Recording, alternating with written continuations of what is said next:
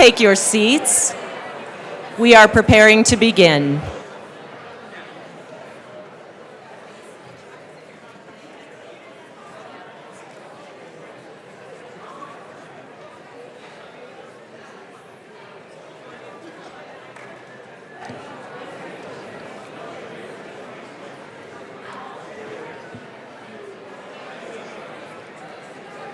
Well, ma'am, it sure is good to see you.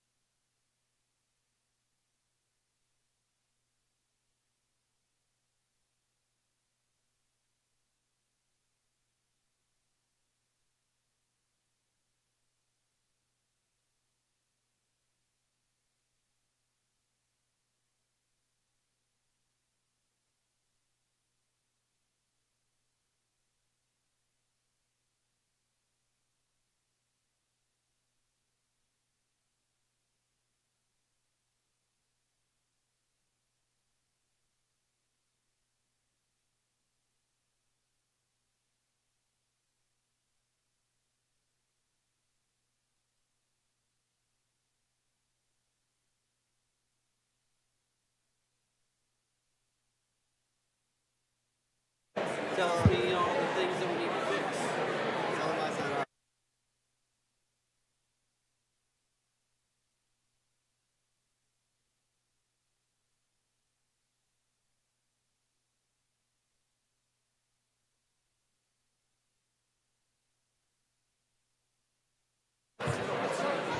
Good morning.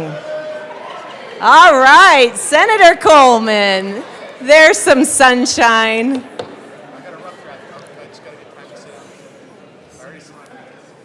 Welcome again to the People's House. It is a good day in Colorado. The joint session will now come to order. Senate Majority Leader Rodriguez. Madam Speaker, I move that the morning roll call of the Senate be made the Senate roll call of the joint session. If there is no objection, the morning roll call of the Senate will be made the Senate roll call for the joint session. House Majority Leader Duran. Thank you, Madam Speaker. I move that the morning roll call of the House be made the House roll call of the joint session. If there is no objection, the morning roll call of the House will be made the House roll call for the joint session. A quorum is present. As is customary, and actually a little bit painful, it is my privilege and honor to present the gavel to the President of the Senate with the request that he preside over the proceedings. Oh, no. Thank you. Thank you, Senator Lundeen. Senator Fenberg, the show is yours.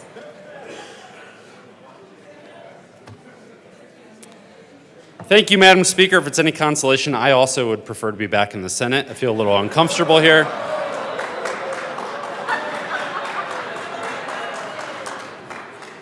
Will the joint committee, composed of Senators Exum and Rich and Representatives Garcia, Brown, and Soper, please escort the governor into the House chamber? The joint session will be in recess while we await the governor.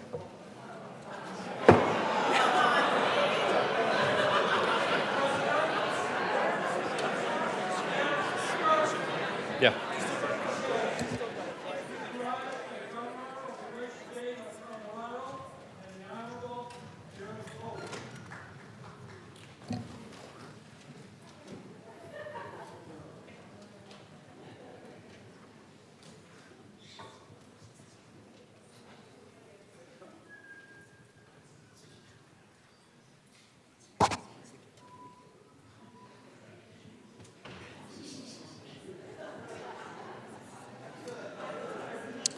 We just got notice that the governor also is in the Senate, where he was told to go to the upper chamber.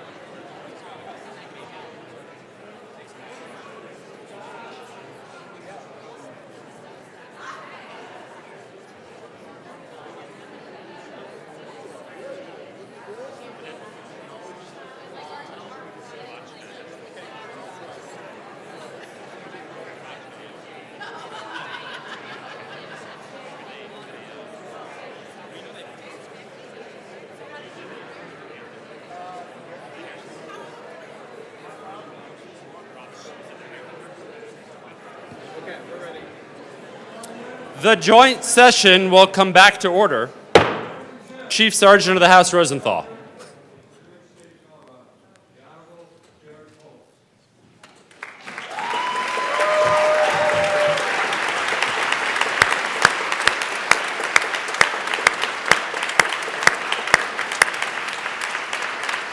Will the committee to escort the governor please proceed to the podium?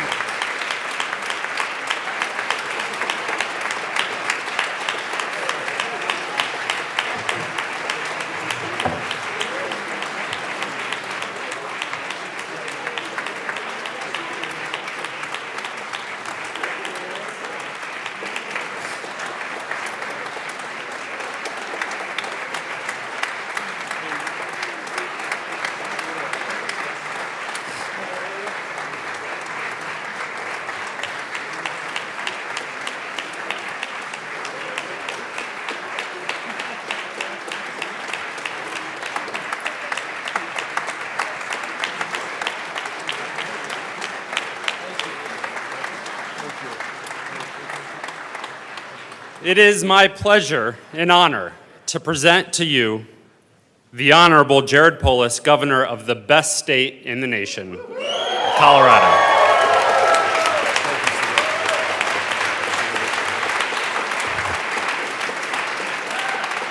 You'll be happy to know that the escort committee did their job. I wasn't able to escape. I tried between the first and second floor, but they fully contained me and did their job.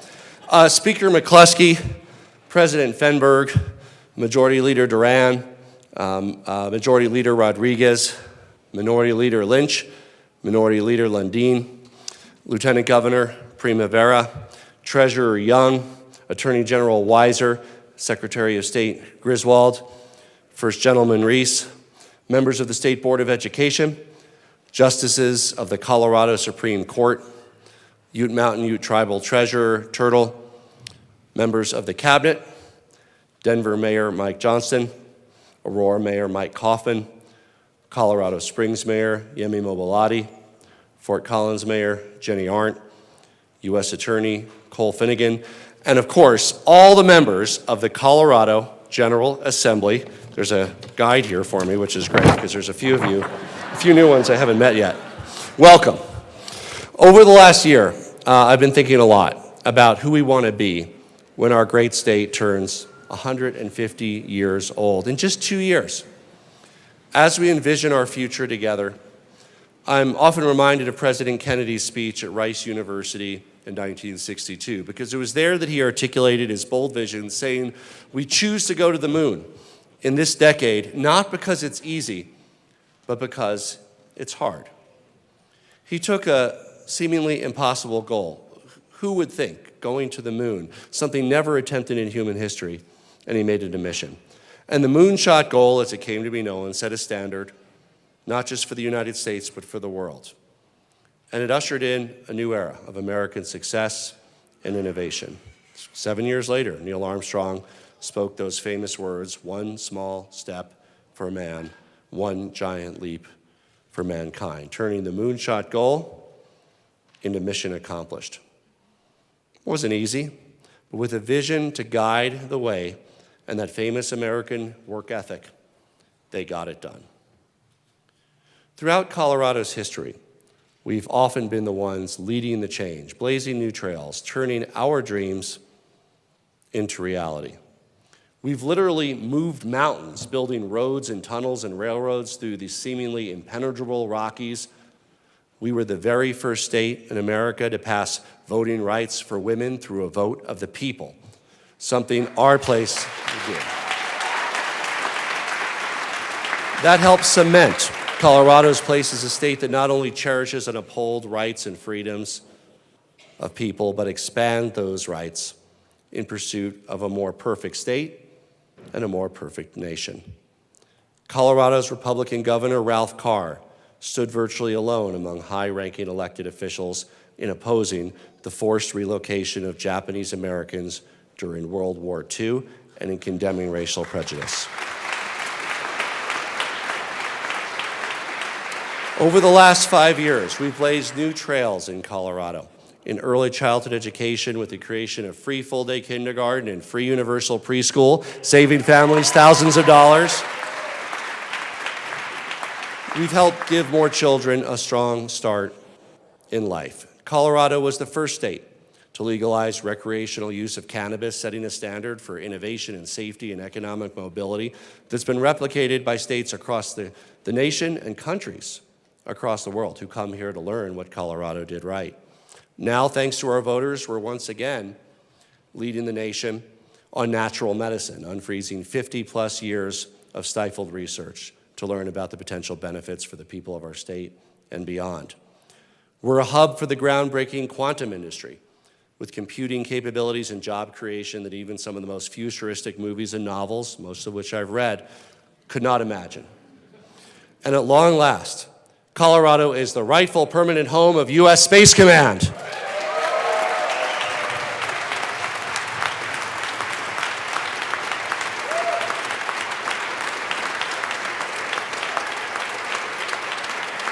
And the ongoing presence of U.S. Space Command in Colorado Springs will help support and ensure our national security in the increasingly important space domain. All of this work at one point seemed hard, even pie in the sky. But we've proven that we can accomplish anything when we work together. You know, as I look around this room, I see a few of you who might have announced campaigns for other offices. We're sorry that we risk losing you. We want to keep you busy here, whether it's Congress, county commissioner, mayor, city council, and frankly, I want to thank you for your desire to continue to serve. There's been some buzz about what might be next for me as well. I don't pay much credence to it, but nevertheless. But I'm ready to put an end to the speculation. With the competition gearing up in the next few weeks, I want to announce I'm ready to try out for the Colorado Rockies this spring. Who needs legislation when you can have home runs? And frankly, we all know they could use the help. All kidding aside, together, we can ensure that our state remains the very best place to live, to raise a family, to launch a business. We can strengthen our dynamic economy, create jobs, and make Colorado safer. And we all know, because the voters know and have told us, that we need to work to make Colorado more affordable.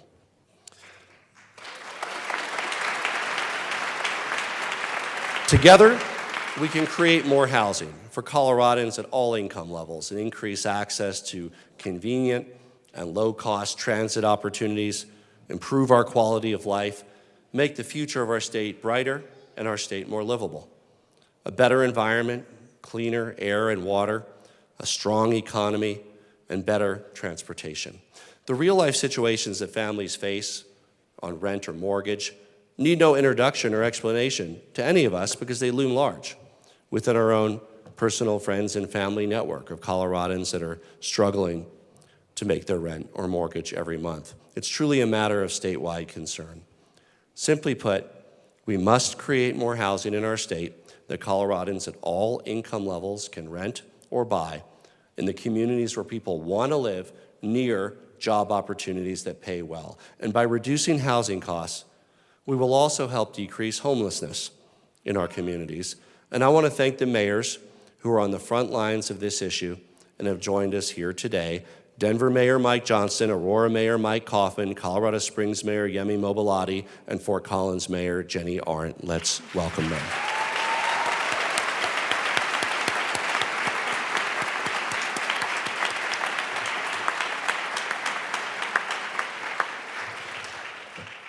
Look, I've been spending a lot of time listening to Coloradans across the state, from Pueblo to Fort Collins, from Aurora to Grand Junction. It's no surprise that everywhere in our state, the top issue is housing costs. I hear from parents who fear their children will never own a home in Colorado.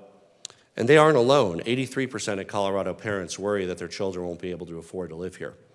I hear from older Coloradans who fear they won't be able to age in the communities that they call home, or won't be able to downsize because even though their house might have increased in value, high interest rates and property taxes prevent them from affording even a smaller home. That's why I hope that this session we can work to finally make the senior homestead exemption portable.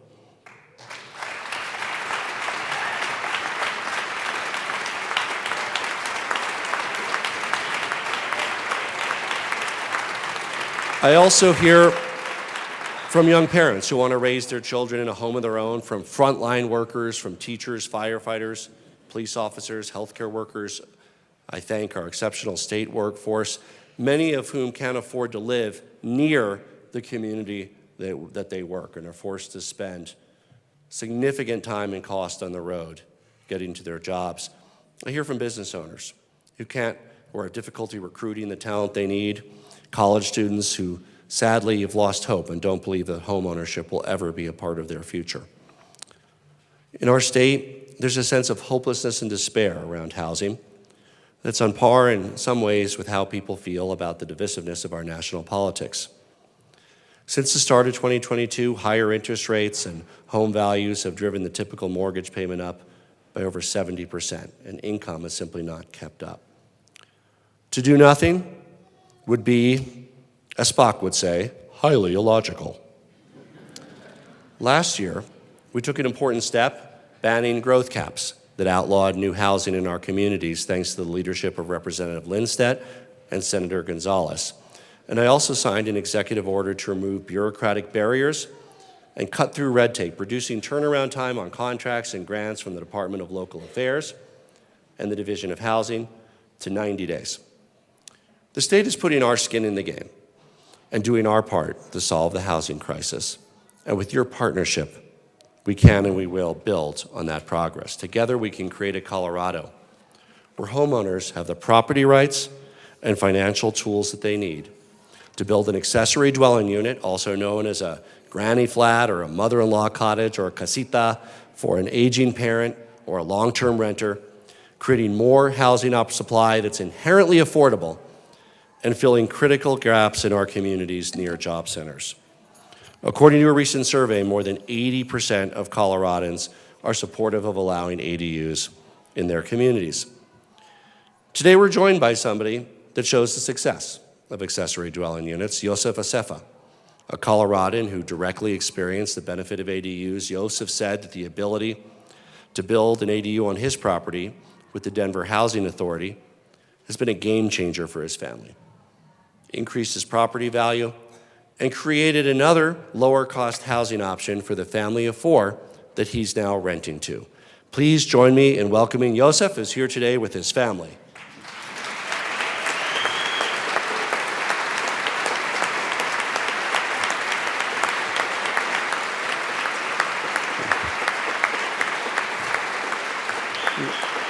Together, we can help more Coloradans like Yosef make decisions that work best not only for themselves and their families, but create more housing opportunities for others. And I look forward to working with the sponsors who are leading the way in this exciting legislative effort.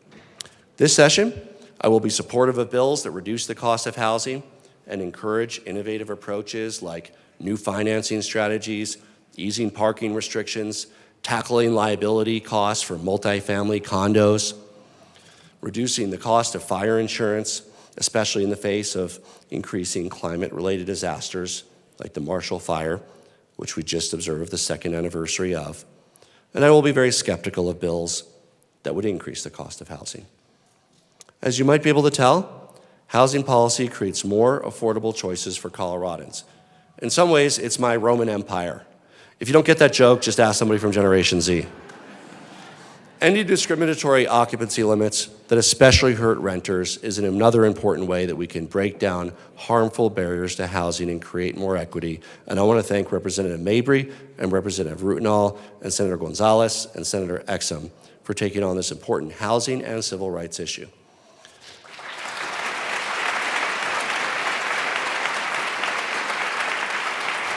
When it comes down to creating a Colorado where people from all backgrounds can live in homes that they can afford near accessible and reliable transportation options, buses, biking, walkable neighborhoods, imagine leaving your home and heading to the train stop or bus station just a few blocks away. Maybe you walk or ride your bike. From there, you ride to work, and I know some of you do this. You ride to work in style, and because the schedule is reliable, you know exactly what time you'll catch the train or bus to come home later that day. You can catch up on your favorite reading or get ahead of your work on the way. You don't have to worry about whether you have enough gas or if the roads are icy. And if you choose to drive a car, there's less traffic. On the weekends, you use the same transit stop to head downtown to see me play for the World Series champion Rockies or for dinner with your friends. And because you live in a home you can afford, you're saving money on gas and car repairs, and you can put that money towards other priorities. What a wonderful day in Mr. Rogers' neighborhood, and soon more neighborhoods across Colorado. And this is already happening in communities like Old Town Arvada and downtown Fort Collins, where thriving downtown centers are built around business and commerce and transportation and housing. But we need more shining examples across our state. Transit-oriented and connected communities can create a better future for our state and drive our prosperity and our enjoyment. With less traffic, more housing people can actually afford, better air quality, and we want to provide the tools that our communities need to make it happen. And this year I'm excited about a proposal in our budget that will help local governments build housing infrastructure in transit-oriented neighborhoods by addressing construction hurdles like access to water, aging sewage and stormwater systems, and by increasing opportunities for walking and biking, busing, all forms of transportation. It's a start, but we need a well-rounded approach. And that includes goals for housing that every community can work towards in their own way. These goals should consider jobs and cost and zoning capacity and transit areas and housing density, and of course factors like regional equity and infrastructure and water efficiency. We also need transit-oriented housing policy that incentivizes communities to not only meet meaningful goals and provides accountability, but rewards jurisdictions for going above and beyond. I'm excited that my budget also expands the state affordable housing tax credit, providing crucial financial incentives for transit areas that will help with affordability and to build out this compelling vision for quality of life. I want to thank Representatives Judah and Representative Woodrow, Senator Hansen and Senator Winter for their work to help more Coloradans live in transit-oriented communities and achieve this powerful vision of more affordable housing and transit that works in our great state.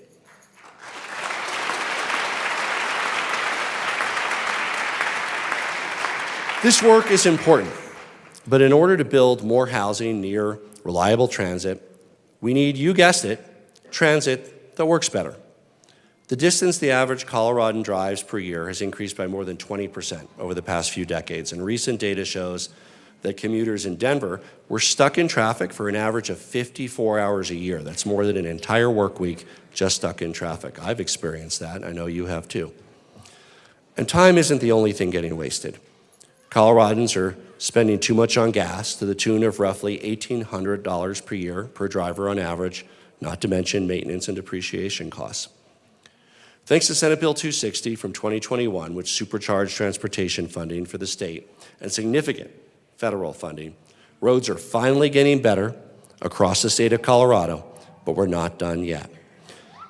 We have the planes and we have the automobiles, now we just need the trains. For too long, passenger rail has been another moonshot, out of reach for too many people in our state. Coloradans love the idea, but often many people believe that it's not something we'll see in our lifetime. Yes, it's big, and yes, it's bold, but I'm here to tell you, passenger rail service that works is within reach. Agatha Christie wrote, "To travel by train is to see nature and human beings, in fact, to see life." And we have a vision for delivering on Front Range and Mountain Rail that will create access points across the state that connect people to more housing, more businesses, and more jobs, getting people places quicker and less expensively, and we're going to get it done. After years of waiting, the pieces are falling into place. The federal government has approved more than $66 billion, that's billion with a B, to create a world-class rail system for the country. So it's not a question of if the United States will see a massive expansion of passenger rail, but it's simply a question of whether Colorado will seize this opportunity and get our share of those federal dollars to deliver passenger rail to the residents of our state.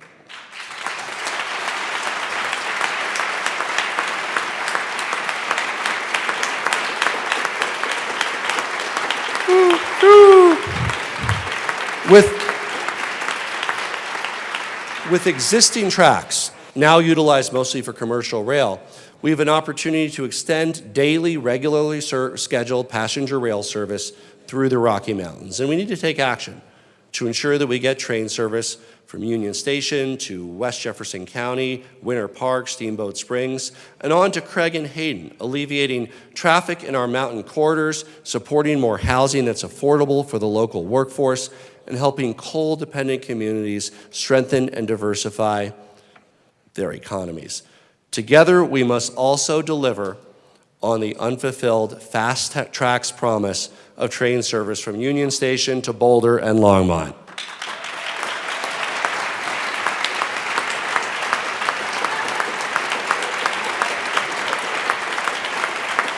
And not 2040 something, not 2030 something. And of course, on to Loveland and Fort Collins. Again, this isn't pie in the sky. We can do this through a joint effort between CDOT, RTD, the Front Range Rail District, and we can start that work now. The problem of unfinished public transit in our state has simply gone on far too long, and taxpayers are sick and tired of paying for services that they're not getting. If we move boldly this session to seize these unprecedented federal investments, we can look to lock in transformational passenger rail opportunities in time for our 150th birthday in 2026. The story of our state's founding and our early economic success is intertwined with the historic railroad expansion of the 1880s. Just as our dreams for the future will be intertwined with the expansion of passenger rail and transit-oriented communities. I look forward to partnering with Senate President Fenberg to ensure we take the opportunity to get this done. These efforts need to be combined with a more expansive statewide bus system. Colorado has seen the exciting success of Bustang and Snowstang and Pegasus, which connect nearly 300,000 Coloradans already just last year across our state. And that means 300,000 cars off the road and less traffic. And this is a model that we're continuing to expand. But we know we need to go further to improve convenience for all Coloradans, improve our air quality, and reduce traffic. It's not something we can do alone. We need reliable regional transit organizations across our state, including in our major metropolitan areas. We can have access to better transportation options that truly meet the needs of Coloradans, but it requires us to reimagine what that means. And of course, that means helping to reimagine and support RTD. With state investments like free fares for better air, we're seeing some progress and increased ridership, but we know there's more work to do. We need to re-examine and reimagine governance and operational efficiencies, expand local partnerships, build on the work of the RTD Accountability Committee, and give RTD and transit agencies all over our state the tools and structure and financial resources that they need to deliver better services to more people, creating a transportation system that meets the needs of Coloradans while supporting more housing near transportation hubs and improving our air quality. And I look forward to working with Senator Winter and Representative Lindstadt on legislation to get it done.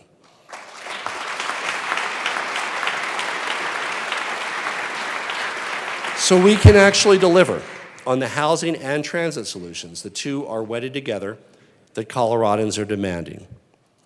As Yoda would say, do or do not, there is no try. We must do, and we must show Coloradans what it looks like when there's more housing for every budget and more convenient and lower cost mobility statewide for everyone. Nothing is more important to our fundamental health of our communities than public safety. And I want to take a moment to recognize the men and women and law enforcement and the members of the military that are here with us today, if they can rise, and we can express our gratitude for their service.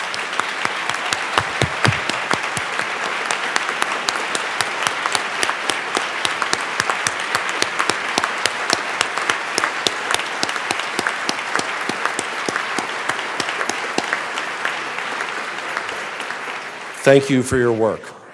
We all deserve to be safe, which is why our goal is to make Colorado one of the 10 safest states by 2027, and I'll be supporting legislation to further that goal, and we'll be very skeptical of any legislation that would make Colorado less safe.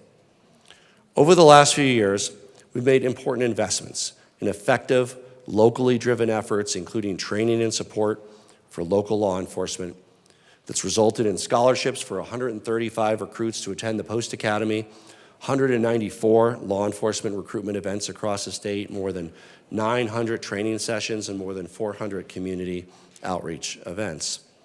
Through legislation led by Senator Buckner, former Senator Cook, Senator Will, and Representative Valdez, we funded more than 50 initiatives throughout the state that used evidence-based strategies to make our communities safer, such as crime prevention and violence interrupter efforts, law enforcement community outreach, crisis intervention, mentoring, co-response models, and recovery housing, to name a few data-driven models that work. Early data shows a downward trend in violent crime, which is why this year we want to continue these investments to create safer Colorado communities for everyone. Last year, with the leadership of Senator Gardner, Senator Bridges, Senator Zenzinger, Representative Byrd, Representative Soper, Representative Titone, and Representative Bockenfeld, we took important steps to crack down on auto theft. When a car is stolen, it impacts employment and healthcare and childcare and many aspects of daily life. It's more than just a simple property crime. And we invested in technology to locate and return stolen vehicles. We strengthened the dedicated auto theft task force. We provided more money for district attorneys to successfully prosecute the criminals responsible. And we took action to make criminal penalties tougher for auto theft by eliminating the value of vehicle from consideration. I'm proud to report to you that we're starting to move the right direction. As of September of last year, Colorado has seen a 21% year-over-year reduction in stolen vehicles, a 27% reduction in the city of Denver, driven by a major reduction of auto theft at Denver International Airport.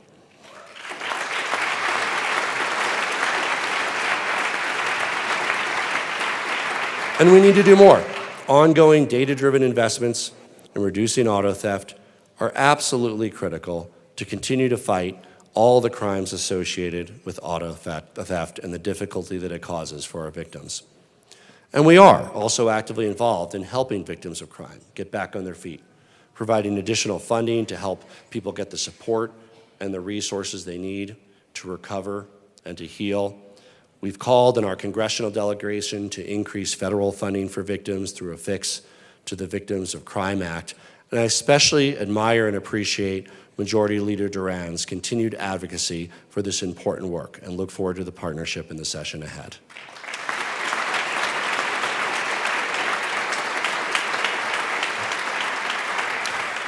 Sadly, in the last few months, there's been a dramatic increase in horrific acts of hate across the world, including here at home in Colorado. Between October 7th and January 7th, the Anti-Defamation League recorded a 360% increase in anti-Semitic incidents nationwide. The rise in anti-Semitism, Islamophobia, and hate in all of its forms is simply unacceptable in the state of Colorado.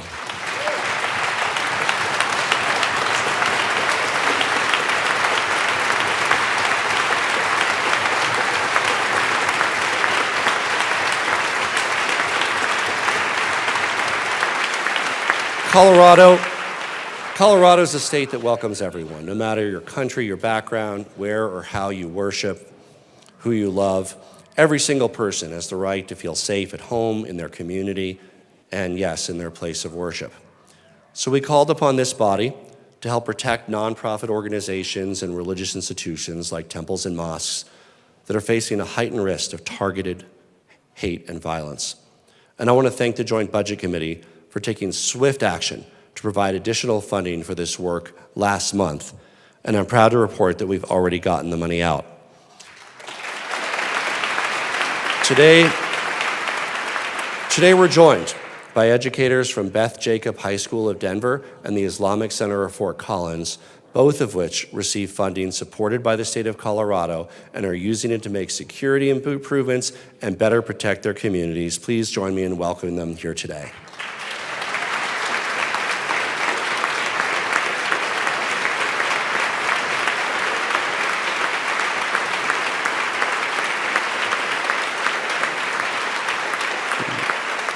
And it goes beyond simple funding, which helps. They told me about the windows they've installed and the cameras and the steps that they're able to take to protect their congregants thanks to the state. It's also about coordinating our efforts to root out hate altogether.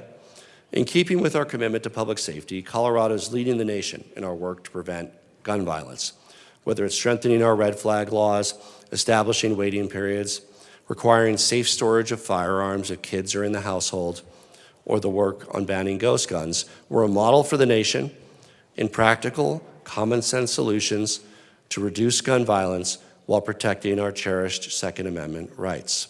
And I want to thank Senator Tom Sullivan and his fellow legislators for their work to make this possible.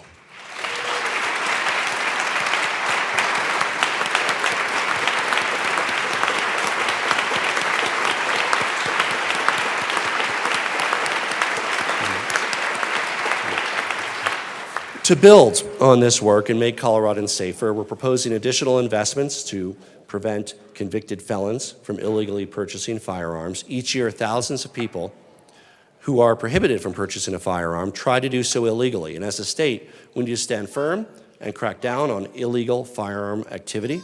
We're working with U.S. Attorney Cole Finnegan, Attorney General Phil Weiser, and district attorneys across the state to get it done while supporting our rural DA offices.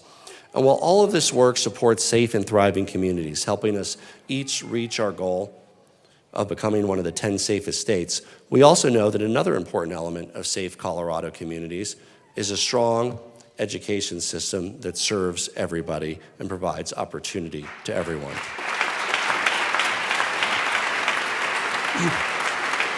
Education is a universal key, opening the doors we never even dreamed existed, transporting us to distant lands, exploring the deepest oceans, and catapulting us to the moon.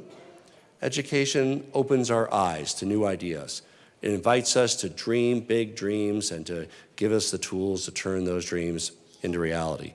Education, as you know, has long been a passion of mine. I know it's a passion that's shared by many, if not all of you here in the room today.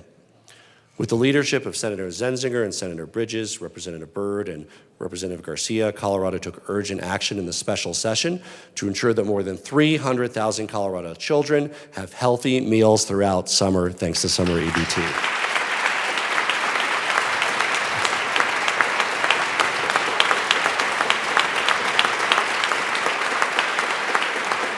And we are saving families thousands of dollars per year on preschool and full-day kindergarten.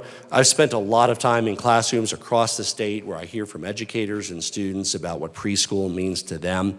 It's a special thing to see children and their families access the benefits of early childhood education. For the first time, we have a child right there. We'll have universal, that's the Lieutenant Governor's granddaughter, in preschool in about 3 years, right?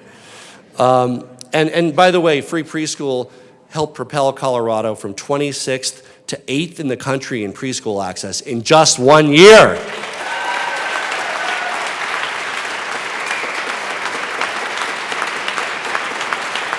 And I want to thank the voters of our state, and both universal preschool and, of course, the new ballot initiative to keep the overage passed with more than 2/3 of the vote. And in this day and age, passing red counties and blue counties, rural counties, urban counties, Republican counties, Democratic counties, you named it, people said kids ought to be able to go to preschool. That's a powerful statement and will have a powerful impact on the lives of Coloradans. And I want to thank, in addition to the voters, the legislative champions, Representative Sirota, Senator Buckner, President Fenberg, for their incredible leadership that helped bring preschool to life and make it work. And I'm proud that just a few months ago, Colorado voters passed Proposition II, dedicating an additional $23.7 million to preschool, expanding hours, and making preschool even better for next year. I'm so excited that in the very first year, about 40,000 kids are enrolled in preschool, saving each family more than $6,000 per year. And I'm proud of what's going on across our state in public education. I'm proud of our Bright Spot Award winners. These are schools around the state with major increases in student achievement in areas like math and science during some very challenging years for education. These schools are models that others can follow, and we want to help give them the support and funding they need to serve even more students and share their successes. Please join me in welcoming principals and educators from 2 Bright Spot Award winners who are here today. Paonia Elementary in Delta County, a Science Bright Spot Award winner, and Miniqua Elementary in Pueblo, a Math Bright Spot Award winner.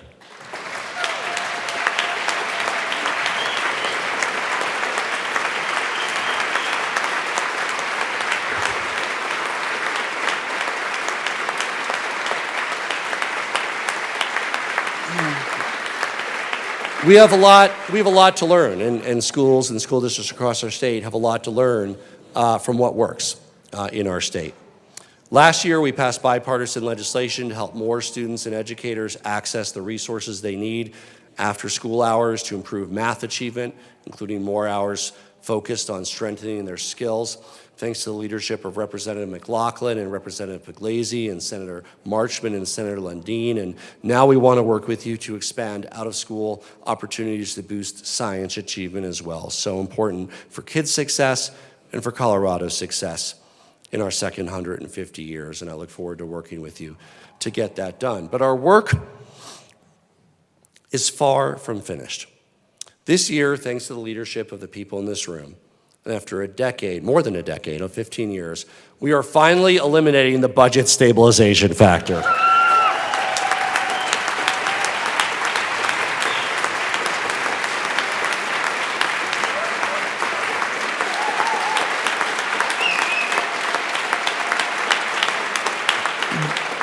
With, of course, a plan to continue that investment. This historic investment means an additional $705 per student on average.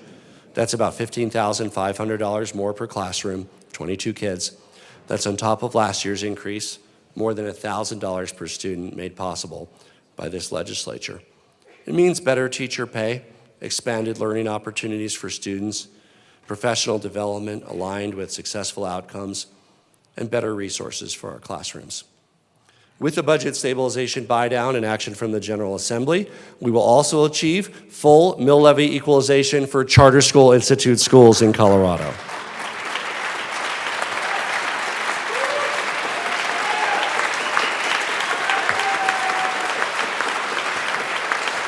This has been a long time coming, and we are thrilled to fulfill our commitment to voters and enter a new era of full education funding in the state of Colorado. And just as we continue investing in students from preschool through high school, we also need to continue to invest in the success of lifelong learners after graduation, powering our economic growth, preparing people of all ages for successful careers. Right now, there's about 2 job openings for every unemployed Coloradan. And we want every person in Colorado to be able to build a good life and a good career on their own terms.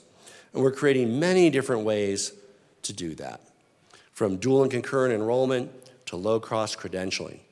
With the leadership of Speaker McCluskey and Representative Pugliese and Senator Buckner and Senator Will, we've expanded free community and technical colleges for in-demand careers, which has already served more than 3,500 nurses, construction workers, and law enforcement individuals to help them enter a career that allows them to succeed and one that we need to fill open positions in. We've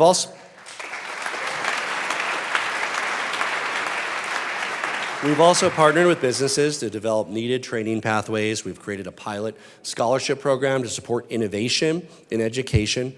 We're working with higher education institutions to keep tuition low through innovation and greater efficiency. And thanks to Representative Lukens and Representative Catlin and Senator Roberts and Senator Pelton, we're developing the next generation of farmers and ranchers through the Agricultural Workforce Development Program, helping young people, particularly in rural areas, get real-world experience of working on a farm or ranch through a paid apprenticeship. But we know that we need to go further.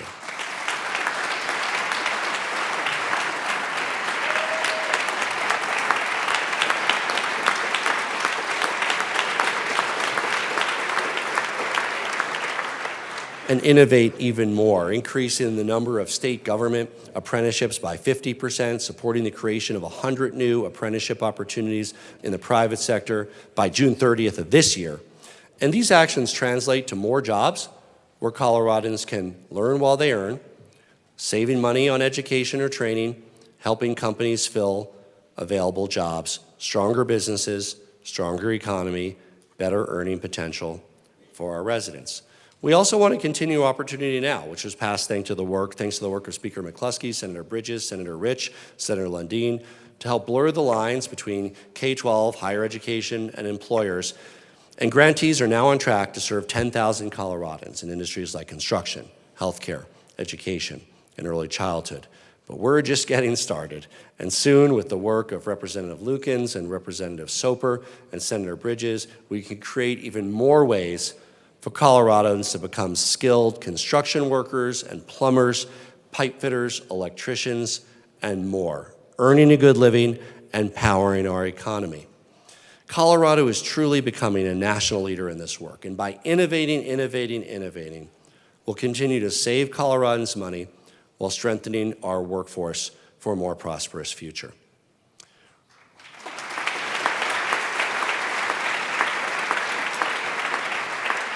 We are also continuing the important and critical work of saving people money on health care, which, after housing, is the second largest cost that Coloradans face. Since day one of my administration, starting with the creation of the Office of Saving People Money on Health Care, we've been bold in taking on the entrenched special interests and tackling the true cost drivers in health care.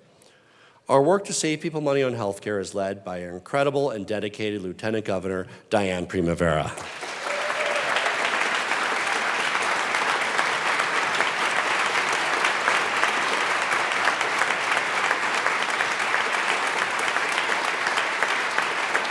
And this has already led to historic successes, including the bipartisan reinsurance and the Colorado option, both of which have been cost-saving game changers for people accessing health care in our state. Since its creation, reinsurance has saved thousands of dollars for families. A family of four in Grand Junction has saved nearly $26,000 since 2020, thanks to reinsurance. In Pueblo, families have saved more than $18,000. That's real money. And I want to thank the bipartisan legislators who work to make these savings possible. Other states, even the federal government, are taking notice and modeling their own efforts after Colorado's. We've also capped the cost of insulin in last session, thanks to the leadership of Senator Roberts and Representative Mabry and Representative Judah, EpiPens as well. But we know that our work isn't done.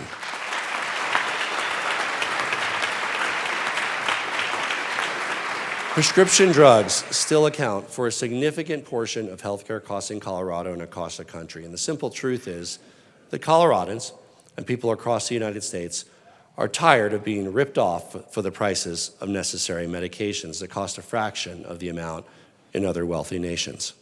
Spending on prescription drugs in the U.S. is double that of other countries. Nearly 10% of Coloradans were unable to fill a prescription because of costs.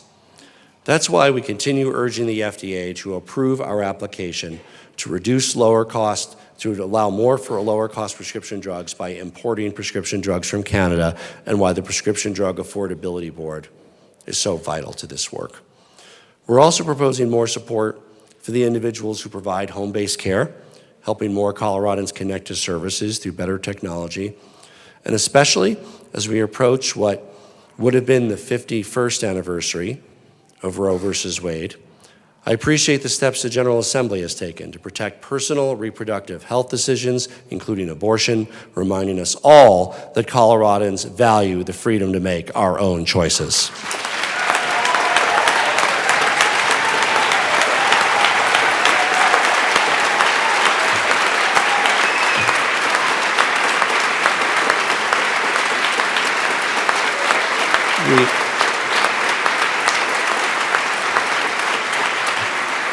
We also need greater access to behavioral health care.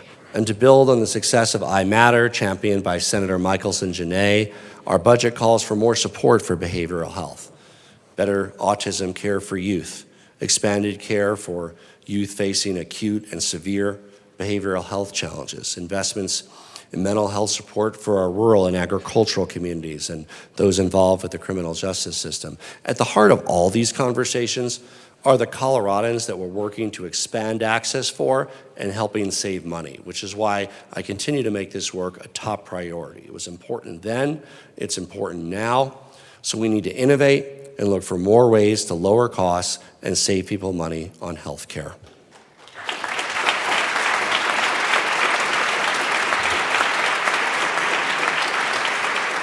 Part of a healthy life means a healthy environment. And here in Colorado, we're an example to the nation of how to protect the natural world around us and combat the impact of a changing climate. We're already on track to exceed our goal of 80% clean energy by 2030, just 6 years from now.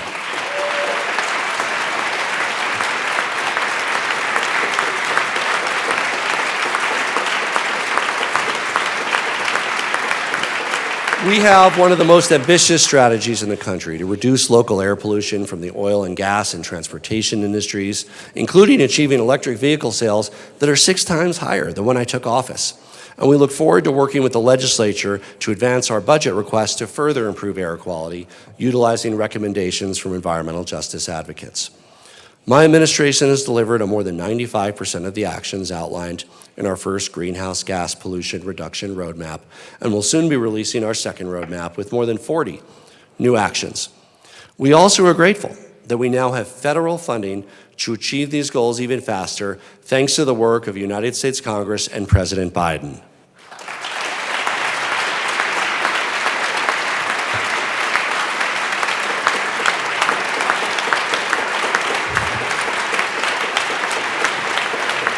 Now we need to cut red tape that's holding back local investment and unprecedented federal resources in renewable and clean energy, including building transmission lines more quickly, renewable energy development quicker, storing carbon dioxide pollution underground. We're excited about legislation led by Senator Fenberg and Senator Hansen to expedite these critical clean energy projects. Hand in hand with our climate work is our leadership on protecting and conserving our wildlife and wild places.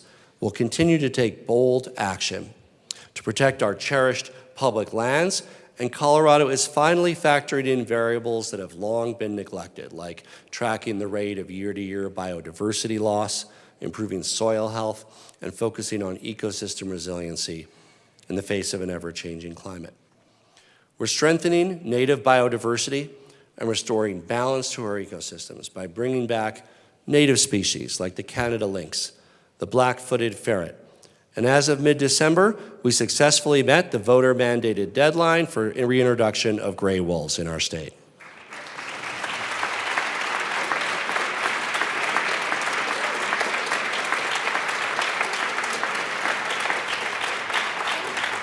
We also need to protect that progress by continuing to invest in non-lethal conflict minimization that works to help our farmers and ranchers thrive in this inclusive future. Colorado Parks and Wildlife, the Department of Natural Resources, and the Department of Agriculture play key roles, and we need your help to continue supporting their work to reduce and minimize conflicts with wildlife.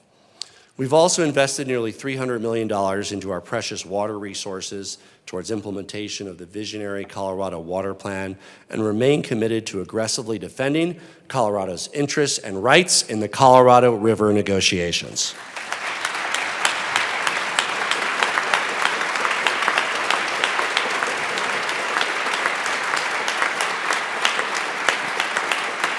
All of this work, from protecting our environment and wildlife to housing and transit to education and workforce to public safety, means a stronger and better Colorado, where everyone can get ahead. And in addition to these efforts, we need to continue to work to strengthen our economy and help people hold on to more of their hard-earned money. Thanks to Colorado's amazing success, we're well on our way towards another record year of Tabor surpluses, projected to be between $1.6 and $1.8 billion with a B dollars. A healthy Tabor surplus is, of course, a sign of a strong economy, but also a signal that the tax rate is simply too high.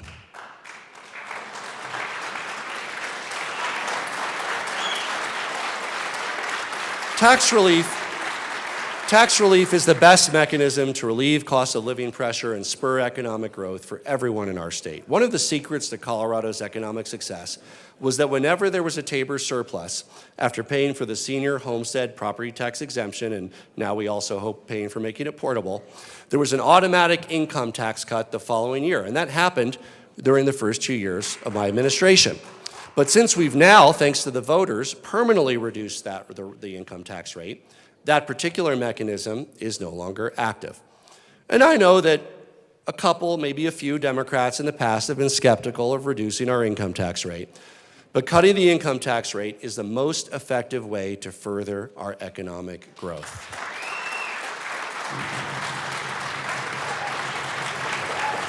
In my 2020 State of the State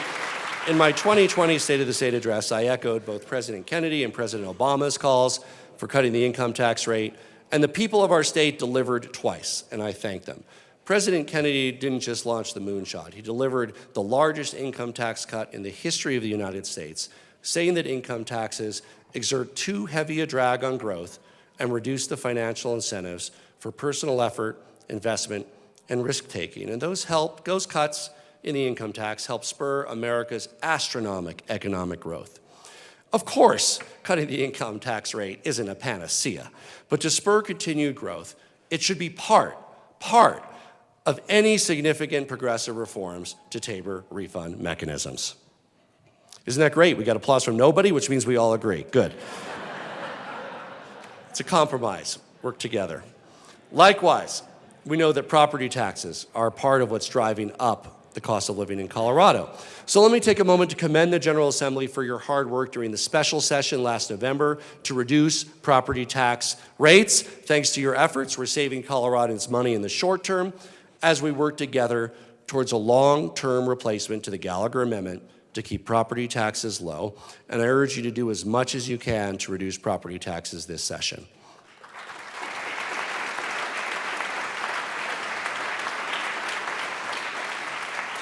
Republicans who've been rightly supportive of providing an income tax cut through Tabor rebates and beyond, and I thank you, have at times supported using Tabor surplus for property tax relief as well, but unfortunately, during special session, vocally opposed that concept. I believe that's short-sighted because we should use every tool we have to reduce property taxes while minimizing any harm to local services like fire protection and school districts. This work means more money in Coloradans' pocket, a stronger economy, a more affordable Colorado. As demonstrated by our healthy surplus in Colorado, taxes are simply too high. Income taxes, property taxes, and the state sales tax. We ignore that signal at our own peril. And I challenge Democrats and Republicans to work together to improve our economic growth and success by not taking taxes that we can't keep anyway, and instead working on a bold and balanced and progressive package, including cutting the income tax rate.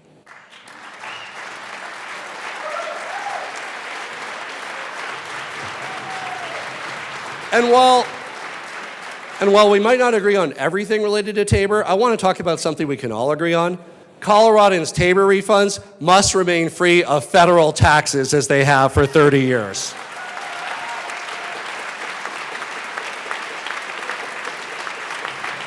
And I want to thank Senator Bennett and others for this continued work. We're working closely with the IRS, and we're steadfast in our commitment to help Coloradans keep more of their hard-earned money. When I first ran for governor, I envisioned a Colorado for all, one where everyone can thrive. And we're guided by that same mission today. No matter who you are, no matter who you love, no matter your faith, where you came from, what you look like, regardless of your age or ability status, how long you've been here, whether you've just arrived or been here for generations, you belong. And as we get closer to Colorado's sesquicentennial, 150th birthday, remember we all need to learn how to say sesquicentennial, I know we all want to help everyone get ahead in our great state, and that means applying Colorado for all to every facet of our lives: healthcare, housing, transportation, education, careers, public safety, and more. It means continuing to listen to one another and having the tough conversations around the issues that matter the most. That's what the Disagree Better initiative is all about. As vice chair of the National Governors Association, I work alongside the chair, Utah Governor Spencer Cox, on this important effort. It's not about agreeing on every issue. For instance, Governor Cox and I can't seem to agree on which state has better skiing, even though it's obviously Colorado. But it's about how we can disagree better. This is something that Colorado is particularly good at, but these skills are often challenged, both between and within our own political parties, especially as we feel the vitriol of national politics.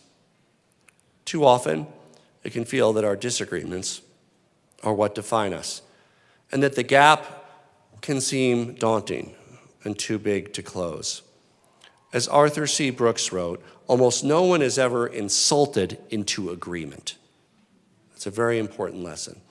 As highlighted by our leaders yesterday, President Fenberg, Speaker McCluskey, in their opening day remarks, when we lose that ability to listen to one another, we see the cracks in our democracy and civil society widen, and we let opportunities pass us by. Let me be clear, this isn't just some feel-good initiative or hollow exercise. Our very democracy depends on people being able to disagree with one another passionately, emphatically, and still being able to work together with mutual respect, with dignity. When that's no longer possible, when policy arguments become personal attacks, and when people start to paint the other side not as colleagues who happen to disagree, but as enemies, we're entering very dangerous territory. Here in this building, we've seen how listening to one another and having thoughtful conversations can impact our relationships and create better policies for our state. We share the same goals for a strong Colorado. So let's use these next 4 months to really work together, to disagree better, to show the nation how it's done the Colorado way. This work isn't easy.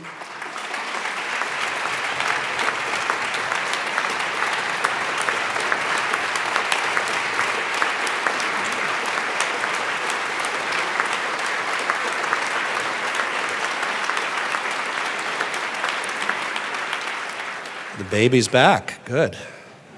If this work were easy, it would have been done already. But here in Colorado, we dream, we dare, and we do.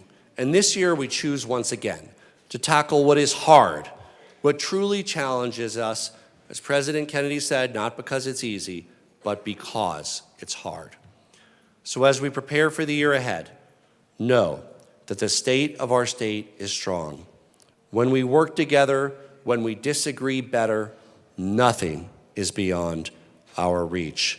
Thank you. God bless you all. God bless Colorado. And God bless the United States of America.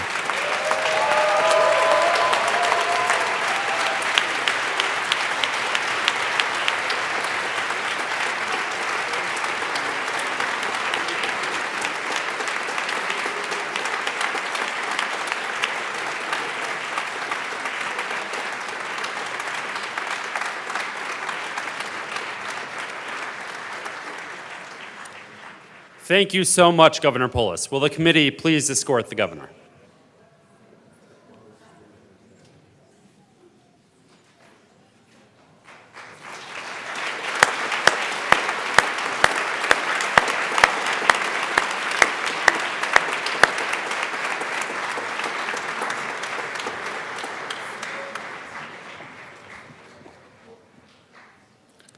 Majority Leader Duran. Mr. President, I move that the message from the governor be printed in the House Journal. If there is no objection, the governor's message will be printed in the House Journal. Senate Majority Leader Rodriguez. Mr. President, I move the joint session be dissolved. If there is no objection, the joint session is dissolved. Thank you all.